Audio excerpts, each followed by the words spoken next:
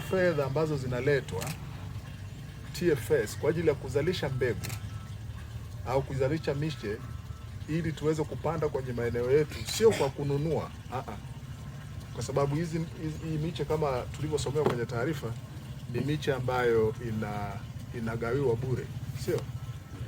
Kwa hiyo kuna fedha za ruzuku za serikali ambayo inakuja kupitia TFS ili tuweze kupata hiyo miche ya miti kwenda kupanda katika maeneo yetu, na ndio maana nimemwomba tupate taarifa za mwenzetu mzee Ndunguru atushirikishe taarifa zake. Utaniwia radhi mzee wangu, lakini hizo ni taarifa za wazi.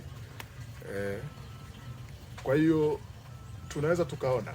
Kwa hiyo niwapongeze sana kwa jitihada hizi ambazo TFS wanafanya kuhakikisha kwamba tunaendelea na juhudi kama ambavyo serikali yetu imekuwa ikisisitiza kuhusu utunzaji wa mazingira kwa sasa na kwa ajili ya vizazi vijavyo, kwamba jukumu hili wanalifanya kwa uadilifu kabisa, na ndio maana hata leo tunafanya uzinduzi wa ugawaji wa miche 158,160. Lakini pia kadhalika niwapongeze halmashauri yetu kwa hatua ambazo wamechukua. Tumesikia pia kwamba kwenye huo utaratibu wa mfuko wa hifadhi ya misitu halmashauri imepata fedha ambazo pia na yenyewe kwenye hifadhi ya msitu wa Mbambi kwamba kuna miche itakayoendelea kupandwa pale kuendelea kuhifadhi mazingira, lakini mingine pia itagawa kwa wananchi.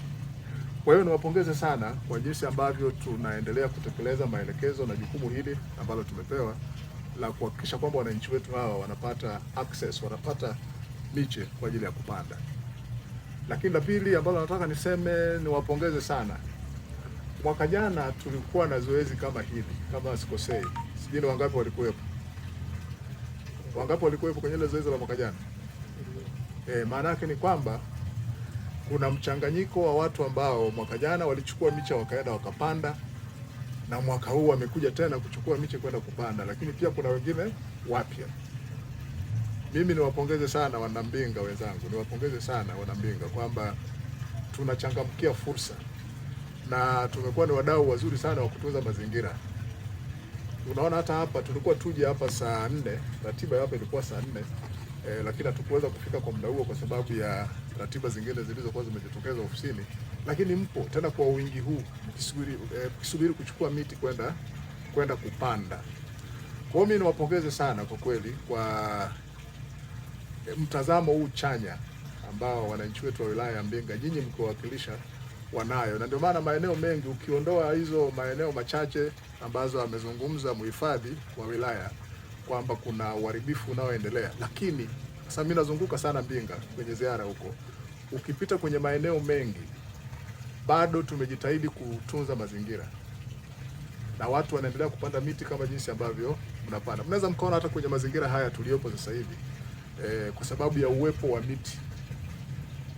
Kwa sababu ya uwepo na miti inafanya mazingira yetu yanakuwa mazuri. Kwa hiyo niwaombe sana huu moyo tulionao, msukumo huu tulionao kwa kushirikiana na wenzetu wa TFS, tuendelee kufanya hizi jitihada za makusudi kuendelea kutunza mazingira yetu ili na yenyewe yatutunze. Na ndio maana nimetumia mfano wa mzee Ndunguru.